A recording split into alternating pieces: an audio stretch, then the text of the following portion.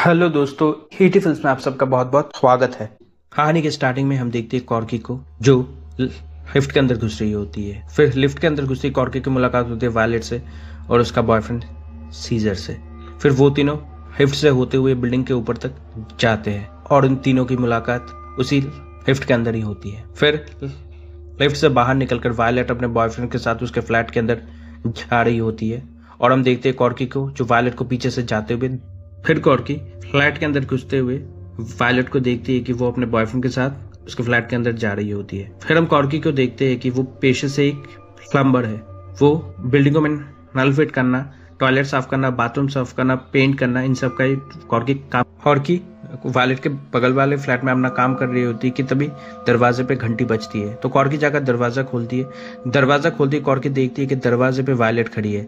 Violet उसके लिए coffee लेकर आई है। वायलेट और कॉर्की वो दोनों ही लेस्बियन है और उन दोनों को ये बात एक दूसरे को देखते ही पता चल गई थी। इसलिए वायलेट कॉर्की के घर में जानबूझकर आई है उसके साथ दोस्ती करने के लिए।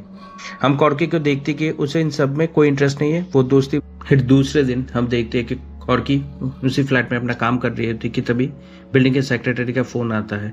तो कॉर्की फोन उठाती है तो बिल्डिंग के सेक्रेटरी कॉर्की से कहता है कि तुम्हारे बगल वाले फ्लैट में उनके बेसिन के अंदर चाबी फंस गई है, वो जाकर निकाल दो। फिर कॉर्की जाकर वायलेट के दरवाजे पर नॉक करती है तो वायलेट आकर दरवाजा खोलती है। हम वायलेट को देखते हैं कि आज वायलेट पूरे मूड में है।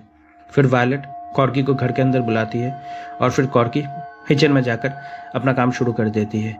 हम वायलेट को देखते हैं कि वो जानबूझकर कॉर्की के सामने जाकर खड़ी होती है और उसे सीड्यूस करने लगती है। फिर काम खत्म करने के बाद वायलेट कॉर्की को ड्रिंक ऑफर करती है और फिर उसके साथ बातें करने लगती है। बात करते करते वायलेट जानबूझकर कॉर्की के बगल में जाकर बैठ जाती है और उसे उसके पूरे शरीर को छूकर वायलेट कॉर्की को सीड्यूस करने लगती है। फिर वायलेट अपना हाथ कॉर्की का हाथ लेकर अपने छाती में रखकर उसे प्रेस करने लगती है। कॉर्की भी अपना कंट्रोल खो देती है और फिर कॉर्की वायलेट के ऊपर चढ़कर वो दोनों एक दूसरे।